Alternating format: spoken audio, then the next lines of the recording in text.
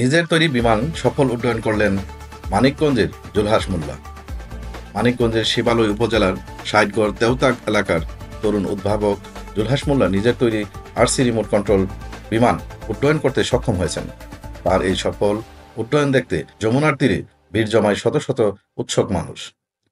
স্থানীয়দের মধ্যে এ নিয়ে ব্যাপক উৎসাহ উদ্দীপনা লক্ষ্য করা গেছে। 4 বছর ধরে নিরলস পরিশ্রমের পর মঙ্গলবার সকাল 11টার দিকে তার তৈরি বিমানটি আকাশে উঠতে সক্ষম হয়। উড্ডয়ন পরীক্ষার সময় জেলা প্রশাসক ডক্টর মনোয়ার হোসেন মোল্লা সহ জেলা প্রশাসনের অন্যান্য কর্মকর্তারা উপস্থিত ছিলেন। জেলা প্রশাসনের পক্ষ থেকে এই উদ্ভাবনের প্রশংসা করা হয় এবং ভবিষ্যতে তাকে প্রয়োজনীয় সহযোগিতার আশ্বাস দেওয়া হয়। জুলহাসের জন্ম মানিকগঞ্জ জেলার দৌলতপুর উপজেলার বাগটিয়া এলাকায় হলেও নদী ভাঙনের কারণে তিনি বর্তমানে পরিবার সহ শিবালয় উপজেলার ষাটগড় তেওতায় বসবাস করছেন। 6 ভাই ও 2 বোনের মধ্যে পঞ্চম জুলহাস।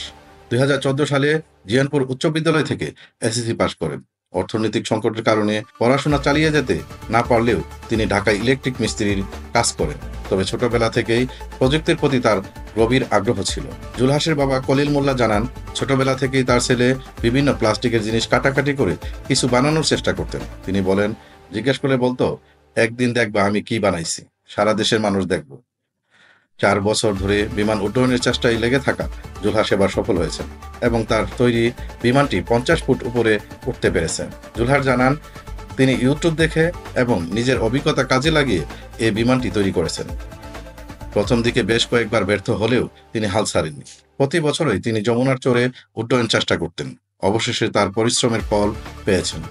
ভবিষ্যতে আরও উন্নত মানের বিমান তৈরি করার পরিকল্পনা রয়েছে তার। জেলা প্রশাসক ডক্টর মনোয়ার হোসেন মোল্লা জানান, জুলহাসের গবেষণায় সরকার পাশে থাকবে এবং তাকে প্রাথমিকভাবে কিছু আর্থিক সহায়তা দেওয়া হয়েছে। ভবিষ্যতে তাকে আরও সহযোগিতা করা হবে বলে তিনি আশ্বাস দেন। তিনি বলেন, এই ধরনের তরুণ উদ্ভাবকদের আমরা সবসময় উৎসাহ করি। তারা আমাদের দেশের জন্য সম্ভাবনাময় এক সম্পদ। এছাড়া স্থানীয় পর্যায়ে জুলহাসের কাজের প্রশংসা করা হচ্ছে।